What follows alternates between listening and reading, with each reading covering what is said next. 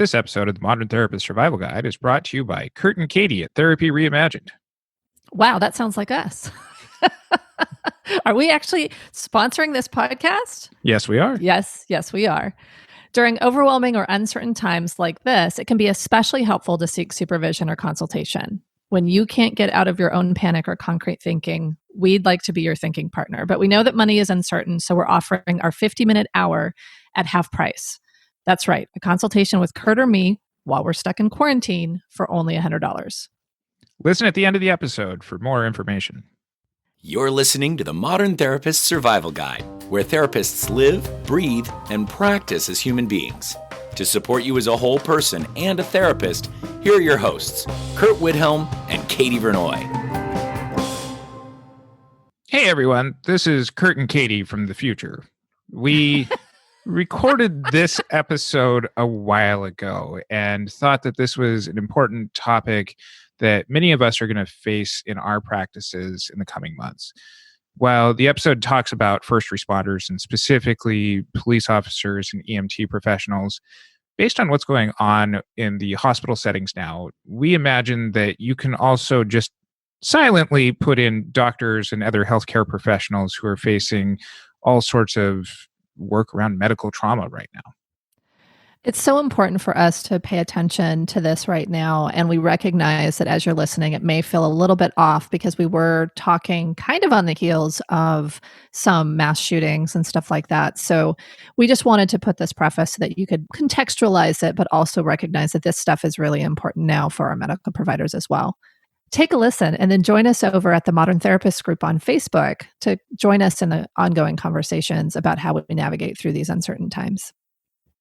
Welcome back, Modern Therapists. This is the Modern Therapist Survival Guide. I'm Curt Widhalm with Katie Vernoy, and this is the podcast about all the things that therapists do and how we are. And occasionally we talk about working with special populations, and we have our good friend, Yael Shuman. She is here to talk to us today about working with first responders. I've always heard that this is kind of one of those populations that there's this barrier of you don't know what you don't know in working with us that kind of creates some just unique ways of approaching therapy. And we're going to dive into some of that today. But thank you for joining us today, Yael. Hello, and thank you for having me. We're so excited to have you here. And we so appreciate you bringing your knowledge and expertise. And as we do, our first question is, who are you and what are you putting out in the world? So I'm Yael Shuman. I'm a licensed marriage family therapist in Denver, Colorado. I specialize working with trauma in couples, especially working with veterans and first responders. And I'm creating a trauma preparedness program for first responders. So I think that it may be beneficial for us to start out just with who is considered first responders and what makes working with them so unique. First responders think if any kind of event is happening in your area. So police, fire, paramedics, any of those people will be considered first responders. Yeah, this is where very obviously you're going to see clients like this running into issues of trauma, kind of some unique workplace culture aspects. How is it that first responders are really trained to be able to deal with some of this stuff in a proactive way, and maybe some limitations on what it is that makes working with them so unique? So first responders are really trained in stress management and general well-being, but they're not really trained to how to cope with trauma and complex trauma and repeated trauma over time. So they're really not trained for that yet, at least not any of the trainings that I've seen. I'm researching what's out there in the United States or even in the world. This summer, I got the chance to meet a psychologist from the German military, and he was talking, they're researching this and they're looking into it and trying to create more resiliency in their trainings. And he's like, there's just nothing like it in the world that really addresses trainings that really address this. And there's really no data research out there that's backing anything up. So I guess he and I are trying to tackle this and take this on. What's different about this culture is, there's multiple issues here. history has been, if you say something, if you say you have an issue, it means that you can't deal with it, that you just don't have what it takes to really cope with this, that somehow you're broken. And so you get passed up for promotions. You might even get dismissed from your position. Oh, wow. That's So- horrible. So they're really reinforced throughout history. They really reinforce, don't say that you have an issue. Don't seek help. They have great fears that if they reach out for help, that it's going to get reported back to their supervisors that there's something wrong. And especially if you have something like PTSD, because again, then you've got something wrong. You couldn't handle it. You're broken. You don't have what it takes to be able to do this job well. And so we are really, as mental health providers, the chance of them even showing up to your office is minimal because of that.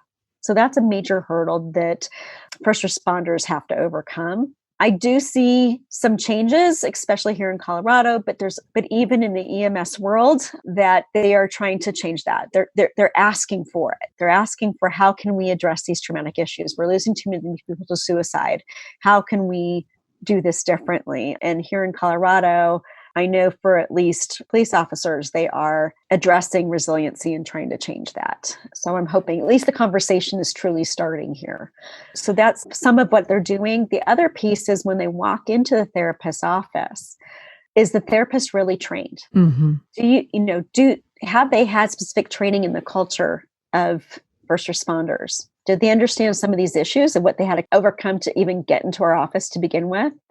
Are you trained and prepared to hear what you're going to hear? Because if they start sharing their traumatic experiences, can you hold that space without falling apart yourself? Because if you do start falling apart, they are going to stop, because they like to protect. So they're going to go into protection mode, and they're going to try to protect the therapist. You'll actually disrupt their ability and the dynamic to be able to help them at that point.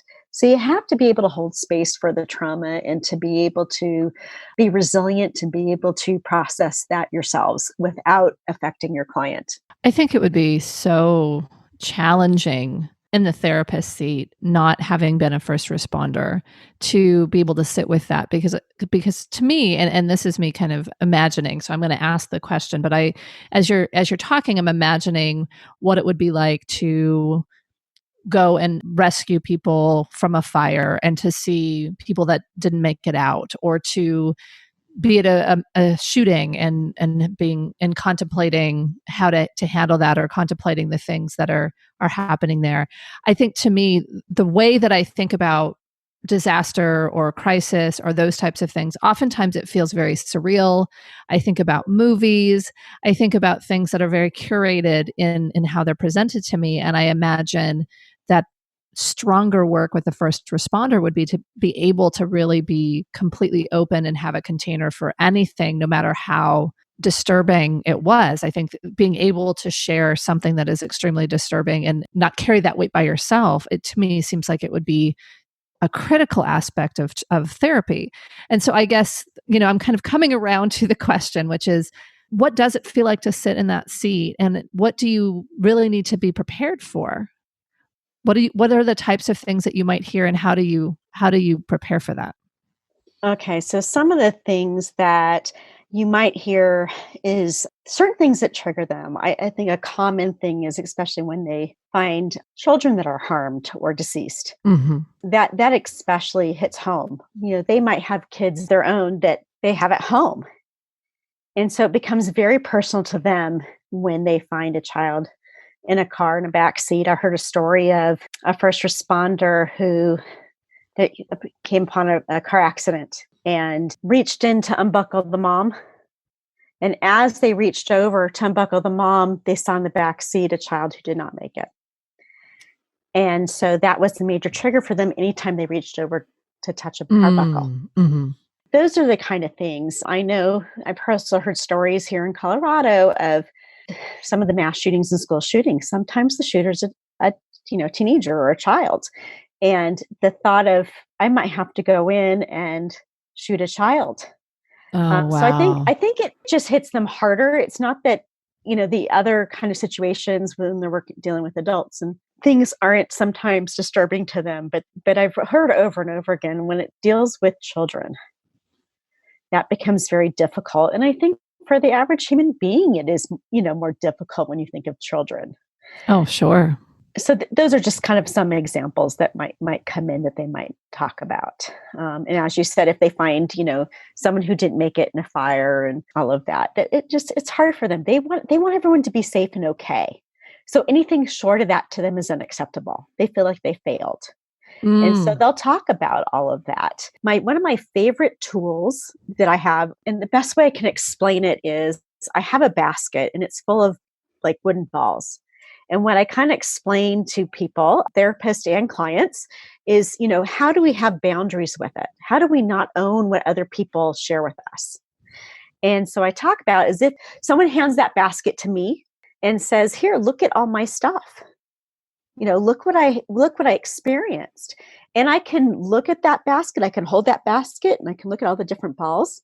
But then at the end of session, I'm handing it back to them because it's really their stuff. It's not for me to own and to keep. So I shouldn't grab one of the balls and put it in my pocket? No, you shouldn't. That's probably not healthy.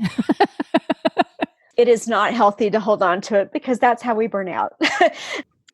I think to work with this population, I think it's really important, first of all, to be a trained trauma therapist.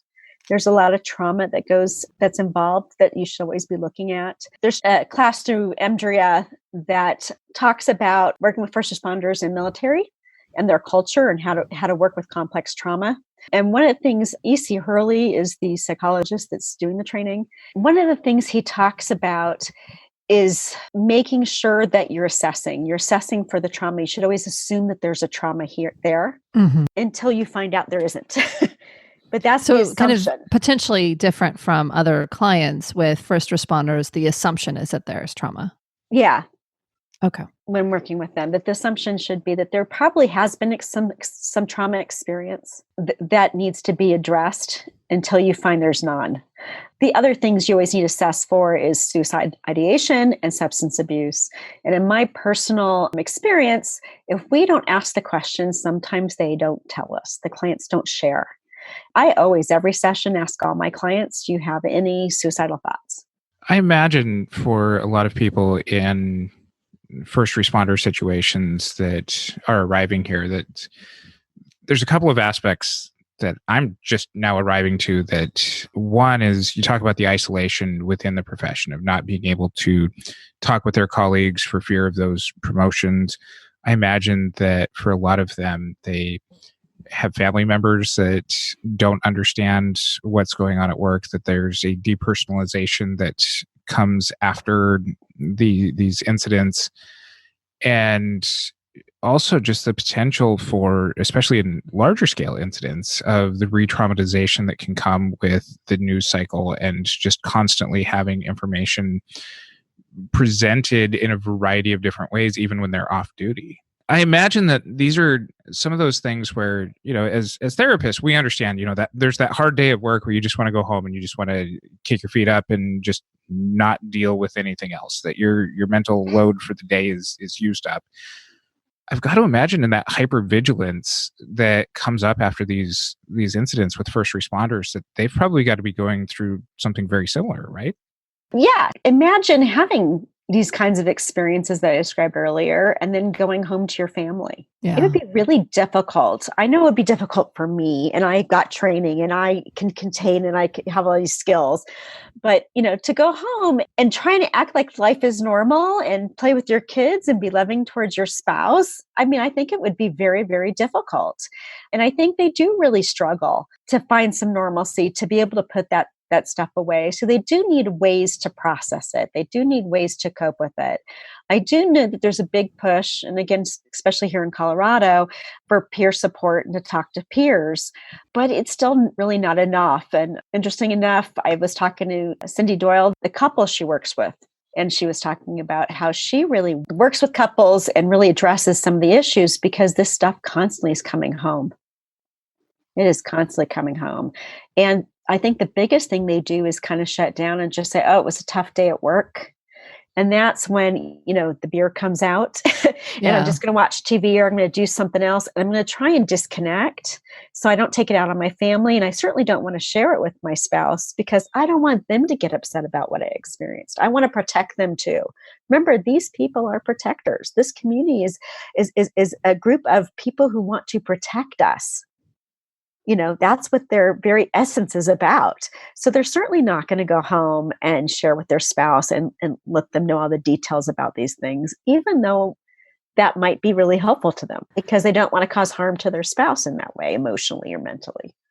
Yeah, I think to me, even, when I was working in South Los Angeles, there were some incidents and I wasn't even directly there, but just kind of the vicariousness. I don't know how you talk about it, but I had a supervisee tell me something that was very disturbing. And to this day, I don't share it because it was so disturbing to me. I feel like it is something that would stick with someone else. And I'm like, well, I can kind of process it.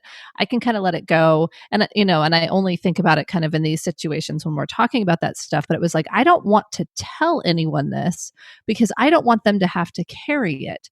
I don't want them to have to picture it. I don't want them to do those things. I also think, thinking about first responders is that there's a level of danger. And I think about, if my partner were to be in that situation, I would be terrified. And so anytime that would come back, I wouldn't want to hear about, oh, I almost got shot or, there was suffering from smoke inhalation and I barely got out. Like, I don't want to hear any of that stuff. Like, I mean, of course I do, but I don't. Right. And so I would imagine that would be this kind of agreement that work stays at work and that there is a focus on family and that stuff at home. Maybe, I mean, I'm sure each family does it differently, but to me, it seems like there would be so much that becomes very isolated. I mean, I think as therapists, we have all this confidentiality that we have to have and all that kind of stuff. But there's still some stigma around us having difficulty, but there's this ability to seek consultation and to have your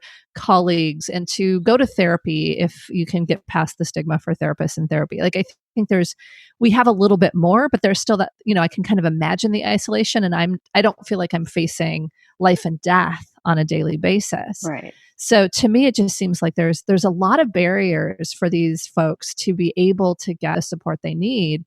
And then if they walk into a therapy room where they feel like they have to protect and take care of the therapist, it seems like it would seem hopeless.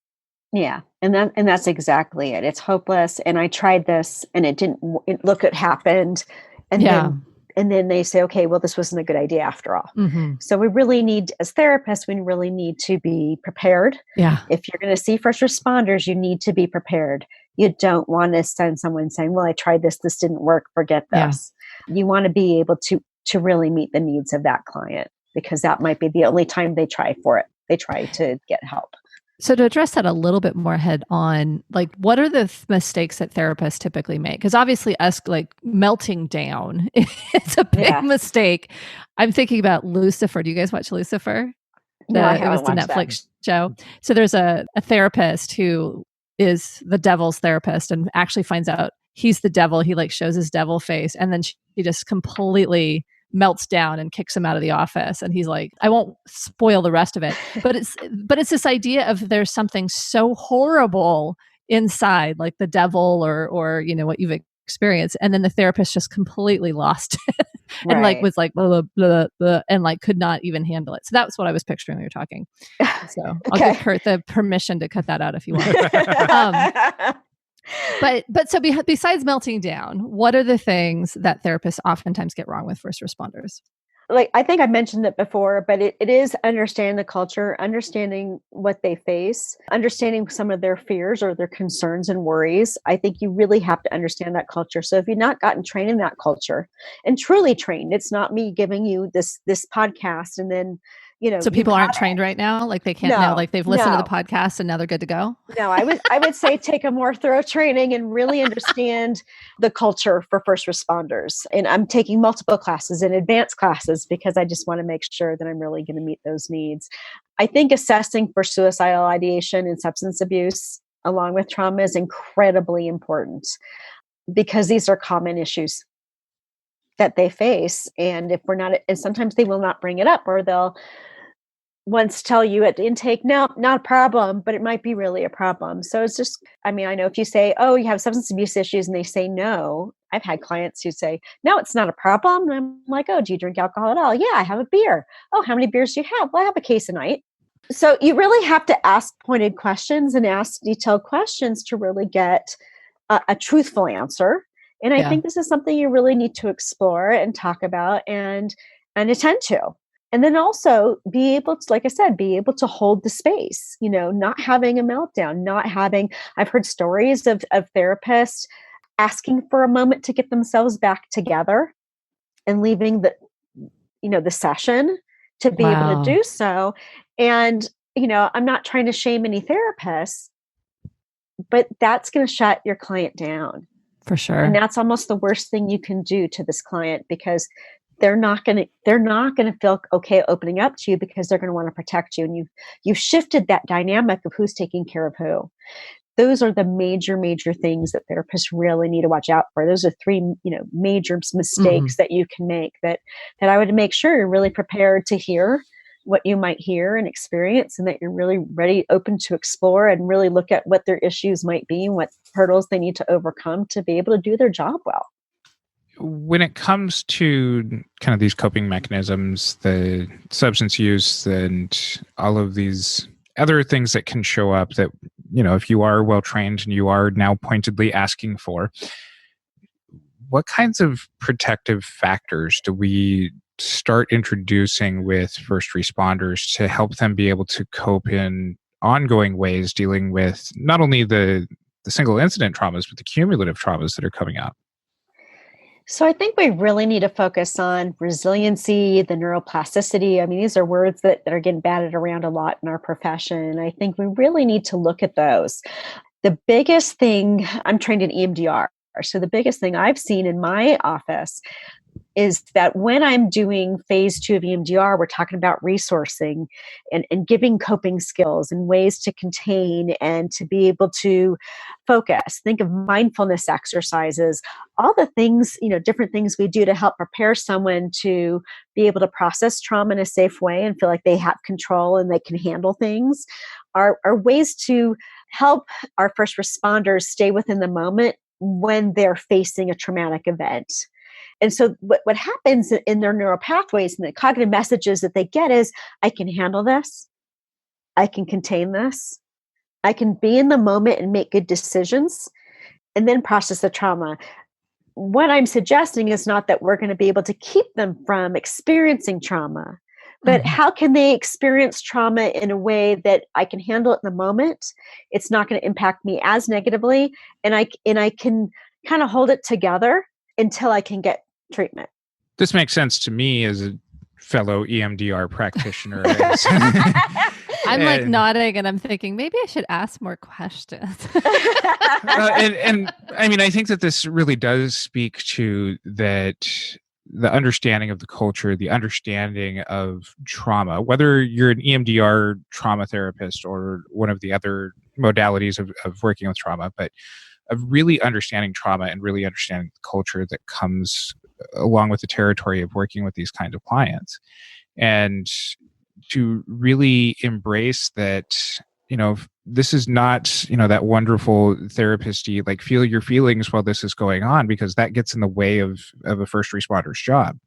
It's being able to attune and compartmentalize with intention, not getting that 1,000-yard stare after, what the hell just happened, that is going to be territory for especially law enforcement and people who are in really potentially violent, ongoing sort of, critical situations. The aftermath is, some of the stuff that Yael has spoken about, but really being able to intentionally go into that kind of attention and that attunement is so key. And I'm a huge proponent of phase 2 work within EMDR. It's not just the finger waving aspect, but it is really being able to do that resourcing in a really good way that is so important across all kinds of trauma. But what I'm picking up from Yael is just that this is what helps people go to work and be able to do that job to protect us. Exactly. So, I mean, phase two EMDR is really about resourcing the client, giving them skills. So, when I get triggered, when I have things that feel uncomfortable in my body, thoughts, negative thoughts, things like that, how do I cope with that? How do I stabilize myself so I can do what I need to do right now? Those are key things that our first responders need to be able to have, right? They still need to be able to do their job even if they're getting triggered. They can't go, "Oh my God, I'm getting triggered right now. I just need a few little bit so I can get myself back together." They need skills that they practice and rehearse on a regular basis that they can kind of just go into and kind of go, okay, like well, Curt will know, but there's something called container where you practice that, and I can put this aside. I can feel like whatever's the sensation or the thought process or whatever picture I'm having in my head that I can put in my container, and that I can kind of address what's in front of me at the moment. Or if you're trained in complex trauma, there's some dissociative type of techniques and things like that you can work with to help parts work, and things like that can help us kind of be in the moment and kind of address that part that just popped up that said, "Oh, this is really uncomfortable. This reminds me of that other time." And you're going, "Yes, I know this does remind me of that other time, but I need to address this time." And it just gives them the skills to be able to do that. And a lot of these processes, if you practice it, happen within seconds. And I've seen my clients do it over and over again without going to phase four, which I'm actually processing the trauma with them. Way before that, I'm creating stabilization. I'm creating these skills where in their day-to-day life, they're practicing them and they're going, I'm okay. I can handle that. I'm in control right now. That even if I have these things happening, I'm going to be okay. And what an incredible gift to give to our clients to be able them to have that cognitive message that says, I'm going to be okay. I can handle this. So as a non-EMDR therapist, Yes. I just want to make sure I'm totally understanding because, Yes. It's important to understand. What I'm hearing is two things. One is I'm kind of imagining being a trauma therapist where someone is chronically going to be traumatized, that there's not like this trauma in the past. I kind of see it as this ship or this little boat with a hole in the bottom. You're constantly bailing out water. Like that's kind of how I was imagining. Like, it's not just that I had this horrible traumatic experience. It's that I go to work and I'm traumatized all the time. And so that's kind of how I was picturing is like, oh, I hadn't really thought about it that way. It's obvious. It's not like this amazing insight, but I was like, oh, okay. So this is something where oftentimes when I'm doing the little trauma work that I do is it's a long past trauma. And what comes up, currently is oftentimes triggers. It's not, I'm experiencing a new trauma, frequently.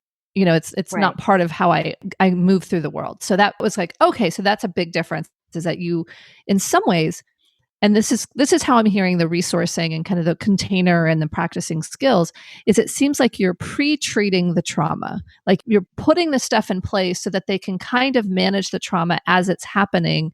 Right. Not like processing it, but like coping with it as it happens so it becomes less traumatic or kind of ongoingly traumatic, but that it's this thing of having the skills to face trauma better, which I hadn't really thought about. Like, but that's, I mean, I know that that's possible, but like it's kind of such a structured format where I have these resources, I have these specific skills, and so I can face a trauma that I know I'm going to have to face because I have these skills on board. So did I catch it? You did, yeah. I do want to make sure I am speaking this clearly for everybody, not just for EMDR therapists, but yes, you did. It is about trying to, so it's not just, my idea is why wait for the trauma?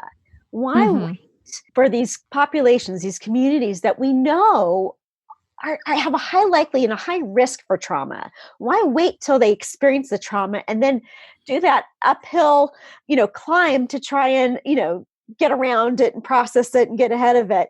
Why aren't we doing it way ahead of time? And this is where, really in the course that we're totally going to let you talk about here in a moment that you're developing, but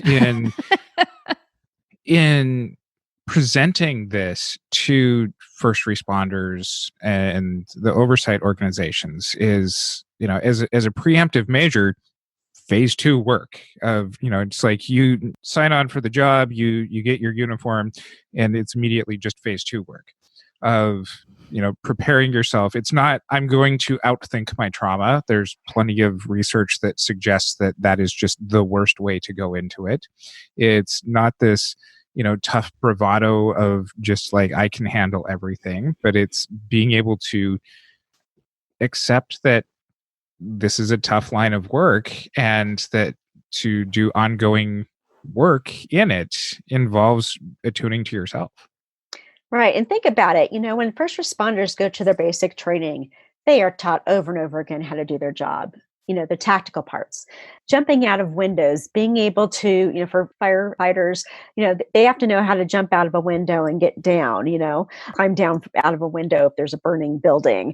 They need to know how to get through a smoke-filled room and find their way through to get to the exit. But they're given very little time for mental health. Same thing with police and EMS and, hospital staff and everybody who deals with these events. They're given very little time for mental health. And how, I think we need to also emphasize as mental health practitioners to our counties, to our cities, that, to our state, that how important it is to provide mental health to these communities. Because what happens, it costs money. It costs them money. They put so much money into training these people. They put money into to training them, to get them out there, to give them the gear, to do everything. And then if they're traumatized over and over again, and they're not given the support they need to be able to cope with that job, what they need to be able to do their job, they lose them. It's a loss of revenue. It's a loss of money. It's a loss of investment we've put into our first responders. And they're constantly have to retrain new people because of it. It actually makes sense to put it into the training, and it's just not there yet. So hopefully, as behavioral health practitioners, we're also going to start talking about it more and trying to get the training in for longer periods of time, because right now it's a very small amount of training hours that are put into mental health. So you are working on this course, and Yes. Tell us a little bit more about what you're putting into it and what you're hoping to do with it. Yeah, I know I've had this thought about this course for quite some time, this training. It really came to me when I was working with a juror from a case that dealt with a mass shooting. And I was her EMDR therapist, and I helped her through it. And then I said, hey, how did they prepare you to see all these horrible things you were going to see?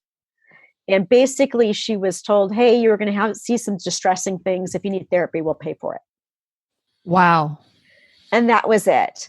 And I thought, wow. And this was a really high functioning individual who couldn't even go to work, just would cry every day. And so I thought, that's ridiculous. Why aren't we giving them some kind of coping skills to be able to process what they're about to see and still be, they'll still think it's horrible and that kind of stuff, but it's not to the point where they're no longer functional. And so kind of got me thinking how this can be applied. And I kind of went for jurors, but then you have to kind of go through attorneys. And then I kind of started looking more at, well, gosh, I work a lot with veterans. This would have been really helpful to them.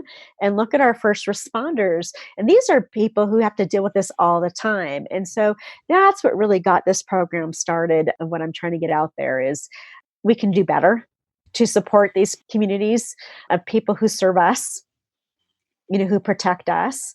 So it really was, how can I create that resiliency? What programs are out there? And I was looking what programs are out there. I was researching it a whole lot.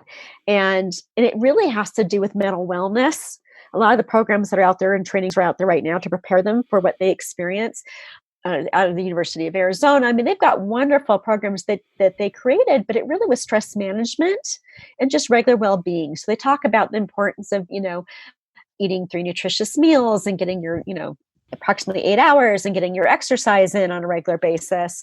They talk about peer support. They are talking about going to see a mental health practitioner, but you still have that stigma of not wanting to not get your promotion. So you don't want to put yourself out there in that way and ask for help. So, we're still fighting all these kinds of things. And I've been actively talking to our first responders here in Colorado, trying to get this program in. And I'm currently on a subcommittee for mental health here in Colorado that's for law enforcement to help look at their training and see what we can do and adding more resiliency to it. So that's That's what I'm doing right now. And I'm talking to you all to say, hey, we can do better. We can do better to serve our first responders. Thank you so much. I really appreciate you being here and sharing this. Where can people find you? So I have a website. It's Shuman, SHUMAN, psychotherapy. Hopefully you all know how to spell that. .com. So you can find me there, and you can email me at yschuman@shumanpsychotherapy.com. And we'll include links to those in our show notes. You can find those at mtsgpodcast.com. And while you're there, hop on over and look at our Therapy Reimagine 2020 conference. It's coming up here at the end of September. Back here again in the Los Angeles area with our presenting sponsors, Simple Practice, helping us out with CEs for all sorts of therapists. If you are interested, and you totally should be, check out all of the information about that, including to make sure that your CEs are covered. And until next time, I'm Curt Widhalm with Katie Vernoy and our guest, Yael Shuman. Thanks again to Curt and Katie at Therapy Reimagine for sponsoring this podcast. So you're wondering how to make it through this, worried about finances, what's next, how to keep doing your best therapy, continuing to adjust to telehealth, and much more. It may be worth more now than ever to invest in your clinical and business decisions to improve your practice. We recognize that getting help is better than going at it alone. As you know, Curt and I have worked in a lot of different mental health settings, so we can advise on legal and ethical issues, navigating your career, clinical supervision, making decisions in your business, and a whole lot more. Check out our offerings and sign up at therapyreimagine.com/consultation. Use the coupon code CAREPACKAGE, all caps, at checkout for your $100 discount. Thank you for listening to the Modern Therapist Survival Guide. Learn more about who we are and what we do at mtsgpodcast.com. You can also join us on Facebook and Twitter. And please don't forget to subscribe so you don't miss any of our episodes.